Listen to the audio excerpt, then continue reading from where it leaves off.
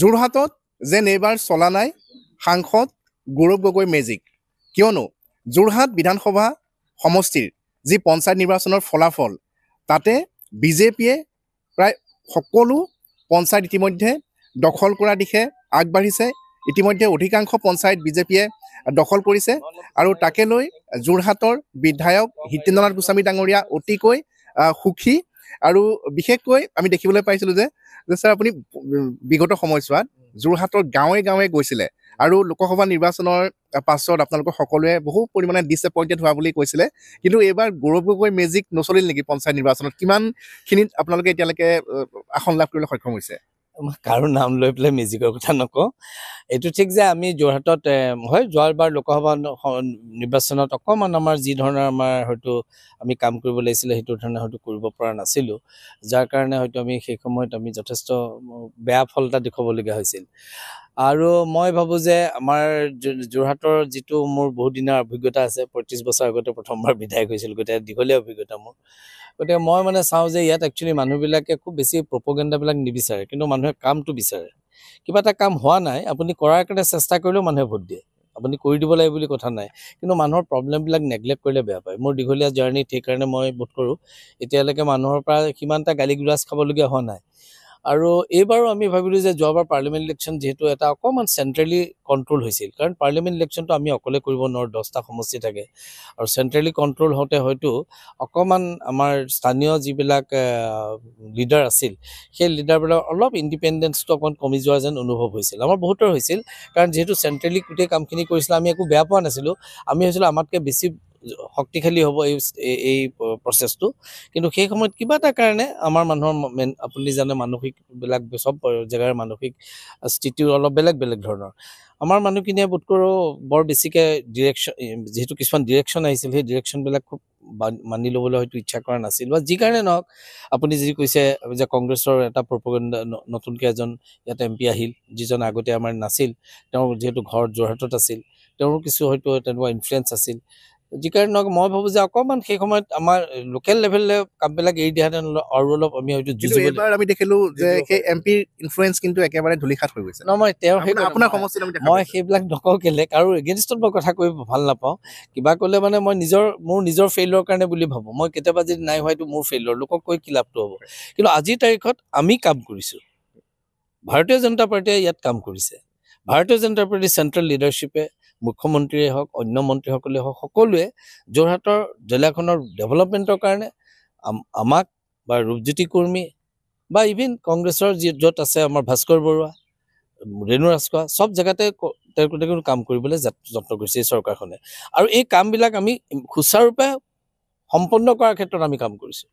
আপুনি যে কৈছে মই প্ৰতিটো জেগালৈ গৈছোঁ, এইখিনিতে যিটো কংগ্ৰেছৰ দুৰ্গ বুলি খ্যাত যিকেইখন পঞ্চায়ত আছিলে, সেই আটাইকেইখন পঞ্চায়ততে আপোনালোকে নিৰংকুশভাৱে আপোনালোকে জয়লাভ কৰিছে। মই ক'লোঁ যে এইটো এটা মোৰ ষ্ট্ৰেটেজি আছিল, যে মই যিহেতু যোৱাৰ দিবাকুল হ'ল আৰু মোৰ কাৰণে এইটো নতুন আছিলে, একেবাৰে 2-3 মাহমানৰ আগতে মই সেই জেগাবিলাক চাবলৈ পাইছিলোঁ। গতিকে তাত মই দেখিছিলোঁ যে মানুহবিলাকৰ এটা মন আছে যে তেওঁলোক দে ফিল নেগলেক্টেড। মই কিয় মানে জানো, দে ফিল নেগলেক্টেড। আৰু এই নেগলেক্টেড ফিলিংটো কেলেনো আমাৰ এগেইনষ্টত আহিলে মই বুজি নাপালোঁ, মানে সেই সময়ত বিজেপিৰ এগেইনষ্টত। তাত বহুত কাম আছে। হোলোঙাপাৰ অঞ্চলটোত 6খন পঞ্চায়ত আছে, য'ত এখন মৰিয়নিৰ পৰা আহিছে জটকীয়া বুলি। এই 6খন পঞ্চায়তত আমি কৰিবলগীয়া বহুতখিনি কাম আছে, আৰু মৰিয়নিৰ পঞ্চায়তখন বাদ দি এই 5টা পঞ্চায়তত আমি ডেভেলপমেণ্টৰ কাম যথেষ্ট শ্ল' হৈছিল। আৰু সেইকাৰণে আমি ভাবোঁ যে আমি যেতিয়া সোমাই গ'লোঁ পাৰ্লিয়ামেণ্ট ইলেকশ্যনৰ পাছত, মই নিজে প্ৰায় 3-4 মাহ মই তাত অঞ্চলবিলাক গৈছিলোঁ, আৰু প্ৰত্যেকটো চুবুৰী মই টাচ কৰিছিলোঁ।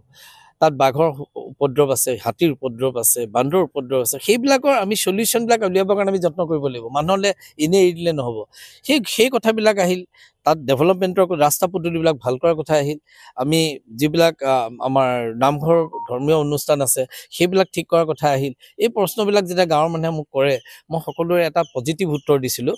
আৰু যোৰহাট সমষ্টিলৈ যিমানখিনি পুঁজি মই পাইছিলোঁ তাৰে 75% পুঁজি মই সেই 6খন পঞ্চায়তত দিছিলোঁ যোৱা এটা বছৰত।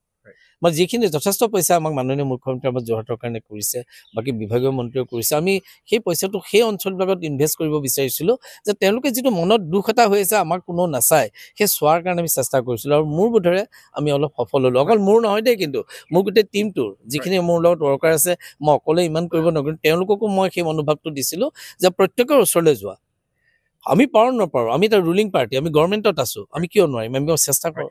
এতিয়া অকল ৰিজাল্টটো ফলাফলটো ক'ব নেকি? কোনকেইখন পঞ্চায়তত কিমান আপোনালোকে দখল কৰিছে, আঞ্চলিক পঞ্চায়তৰ কিমান সদস্য লাভ কৰিছে, আৰু জিলা পৰিষদৰ? তেতিয়ালৈকে আঞ্চলিক সদস্য গোটেইখিনিয়ে লাভ কৰিছোঁ। আমাৰ মুঠতে 12খন পঞ্চায়ত আছিল, এবাৰ আমাৰ যোৰহাটত বহুত কমিলে পঞ্চায়ত। 12খন পঞ্চায়তৰ ইতিমধ্যে 8খনৰ ৰিজাল্ট ওলাইছে, 8খনতে আমাৰ আঞ্চলিক পঞ্চায়ত জিকি গৈছে। মেম্বাৰ আমাৰ ক'ৰবাততো 10খনে জিকিছোঁ, ক'ৰবাত 9খন, ক'ৰবাত 8খন। গতিকে আমাৰ টোটেলি এটা শ্বিফ্ট কৰিছোঁ, আৰু 4খন বাকী আছে, আৰু সেই 4খনতো আমি একেই ধৰণৰ হ'ব বুলি মই ভাবিছোঁ, কাৰণ সেইখন অকণমান আমাৰ কাৰণে সহজ পঞ্চায়ত। যিখন 4 মোৰ নিজৰ পঞ্চায়তখন, গড়মূৰ পঞ্চায়তখন, এইবোৰ সদায় আজি 30 বছৰ ধৰি সদায় এটা সময়ত মই বেলেগ এটা ৰাষ্ট্ৰীয় দলত নাছিলোঁ, আঞ্চলিক দলত AGPত আছিলোঁ। সেই সময়তে হওক বা মই ৰাষ্ট্ৰীয় দল অহাৰ পৰা আমি এইখন পঞ্চায়তে আমাৰ সদায় আমাক ভোট দি আহিছে। গতিকে আমি বাকী 4খনতো আমি সম্পূৰ্ণ পাম বুলি মই বৰ আশাবাদী। প্ৰথমতে অলপ চিন্তাত আছিলোঁ বাকীবিলাক পঞ্চায়তত কি হ'ব, কিন্তু ভগৱানে মোক এইখন পঞ্চায়ত লাষ্টলৈ ৰাখিলে। আৰু শেষত এটা কথা সুধিব বিচাৰোঁ যে মুখ্যমন্ত্ৰীগৰাকী এবাৰ নিশ্চয় কিছু পৰিমাণে হ'লেও সুখী হ'ব নে? কিয়নো যোৰহাটৰ কাৰণে বহুখিনি উন্নয়নমূলক কামৰ বাবে তেখেতে পুঁজি যোগান ধৰিছিলে, কিন্তু ৰিজাল্টৰ পিছত কিছু ডিসএপইণ্টেড হৈছিলে। মই তেওঁ দুখী বুলি ভবা নাই, তেওঁৰ এটা আপছেট হৈছিল নিশ্চিতভাৱে, সেইটো মই থাকিলেও হ'লহেঁতেন যেতিয়া আমি এটা চেষ্টা কৰোঁ নোৱাৰিলে।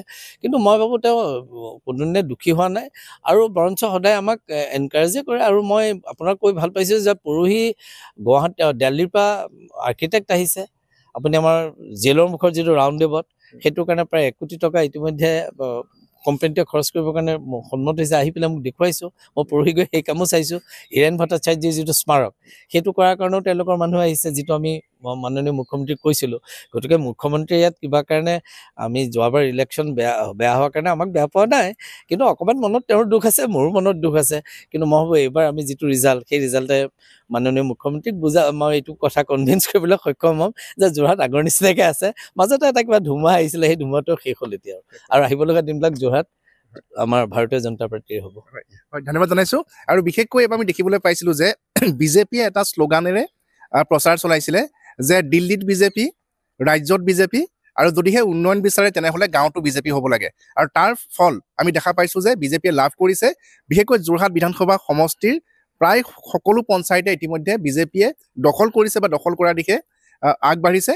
আৰু সমগ্ৰ জিলাখনৰ আটাইকেইটা সমষ্টিৰ যদি ফলাফল লৈ আমি চাওঁ, তেনেহ'লে তাৰো অধিকাংশ পঞ্চায়তে ইতিমধ্যে বিজেপিয়ে দখল কৰিছে বা বিজেপি দল আগবাঢ়ি আছে। আপুনি বিচৰা বাতৰি পাব কেৱল নিউজ 18 এপত। নিউজ 18 এপ ডাউনলোড কৰিবলৈ স্কেন কৰক এই QR কোড। গুগল প্লে ষ্টৰতো পাব এই নিউজ 18 এপ।